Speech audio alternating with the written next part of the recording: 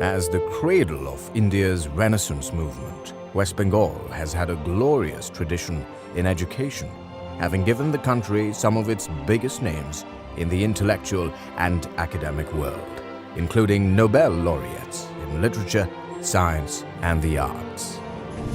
To build on that glorious heritage, the state government has accorded high priority to the education sector.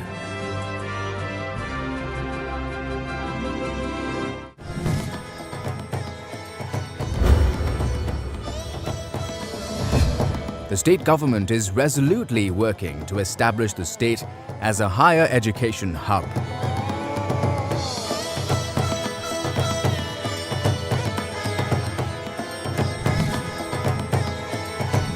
Thanks to its unique geographical location, the state is poised to become a magnet for students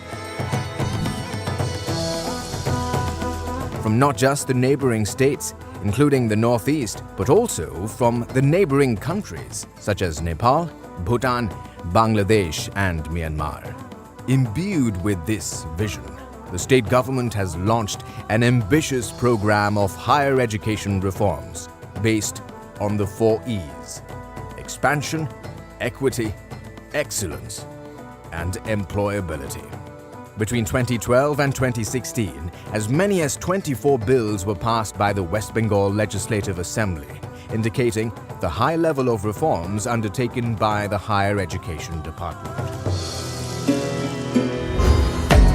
In the last 4 years, 15 new universities have been set up. Of these, 7 state-aided universities have come up at Cooch Behar, Asansol, Bankura, Diamond Harbour, and Raiganj, and 2 at Kolkata. Under the policy for establishing private universities published in January 2013, 8 private universities have started functioning. This is the first time in the history of education system in West Bengal. The education department has organized a teacher convention where our Honorable Chief Minister Ms. Mamata Banerjee will address. Under the dynamic leadership of Ms. Banerjee, the education department has already established 46 colleges, 30 universities in different locations throughout Bengal. Here I can say that we have given more thrust to higher education.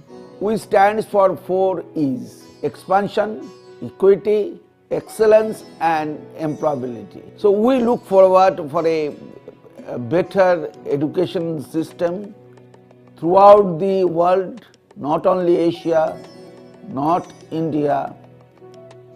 Our state will be known as educational hub with better facility and having intellectual capabilities.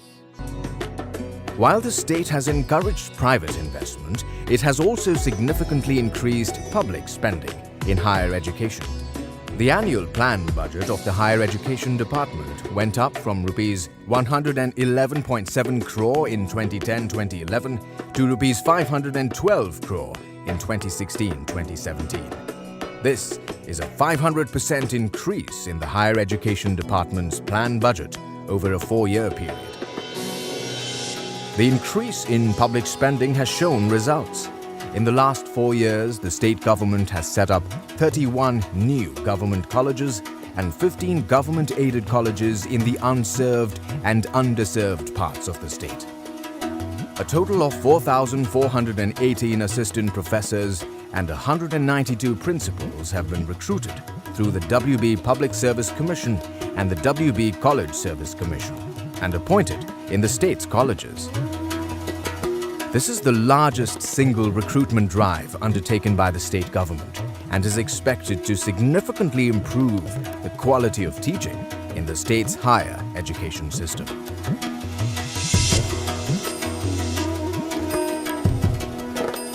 As a result of the huge expansion in higher education, the state's gross enrollment ratio, which was 12.6 in 2011, has risen dramatically to 17.5 in 2015. Today, the state boasts of 35 universities and some 1,200 colleges. Alongside rapid expansion, the state government has also ensured the aspects of equity and access. For achieving an inclusive higher education system, the West Bengal State Higher Education Institutions Reservation in Admission Act 2013 has been enacted with a mandate to provide 17% reservation for OBC students. In 2015, 98,000 students from the socially and educationally backward sections of society got admission into the state's undergraduate and postgraduate level courses. In recognition of the state's rich linguistic diversity, the state's first Hindi medium general degree college at Banarhat in Jalpaiguri started functioning from August 2014. For the first time, Santhali was introduced as a subject in the state eligibility test conducted by the West Bengal College Service Commission, thereby opening up avenues for recruitment of assistant professors in Santhali in the state's colleges. From the academic session 2015-2016, annual admission to all UG and PG level courses in all government-funded higher education institutions were made online. This rendered the admission process more transparent, merit-based and hassle-free for more than 8 lakh applicants in the state.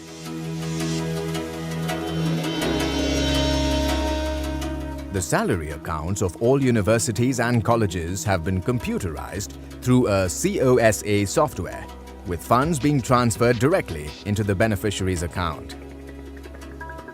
Fund allocation from the government has been made online through the e-Bantan and e-Pradhan softwares. In the state-funded higher education institutions, e-tender is mandatory for any procurement above Rs 5 lakh.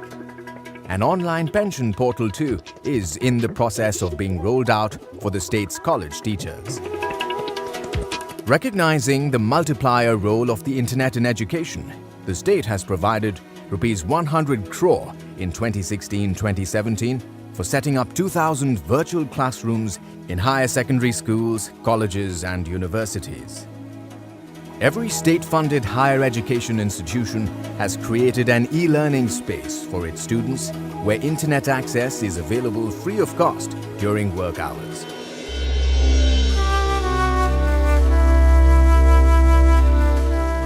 What Bengal thinks today, India thinks tomorrow, were the famous words of Bal Gangadhar Tilak in early 20th century. Inspired by the bold vision of re-establishing West Bengal as the intellectual seat of India, the state marches on purposefully to produce the best human resource required for the global knowledge society.